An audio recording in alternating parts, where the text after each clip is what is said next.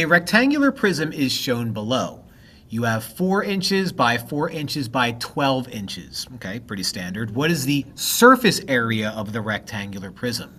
Now, according to your formula sheet that you have, surface area is going to equal 2 times the length times the width plus 2 times the length times the height plus 2 times the width times the height.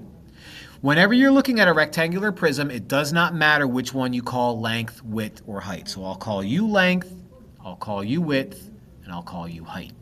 So when I plug all of this in, my surface area is going to equal 2 times the length, which is 4, times the width, which is 4, plus 2 times the length, which is 4, times the height, which is 12, plus 2 times the width, which is 4, times the height, which is 12.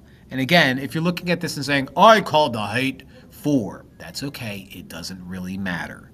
So now we multiply these numbers. So the surface area is going to be 2 times 4, which is 8.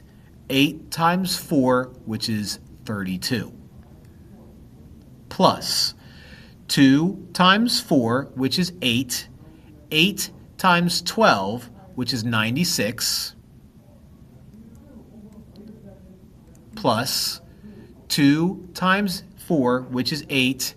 8 times 12 again is going to be 96 again.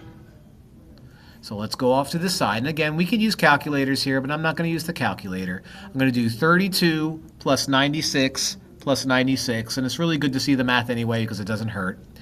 2 plus 6 is 8. 8 plus 6 is 14. Write out your 4, carry the 1. 1 plus 3 is 4. 4 plus 9 is 13. 13 plus 9 is 22. Now this is surface area, and surface area is measured in inches squared because this is inches. So square inches, our final answer is going to be 224 square inches, which is D.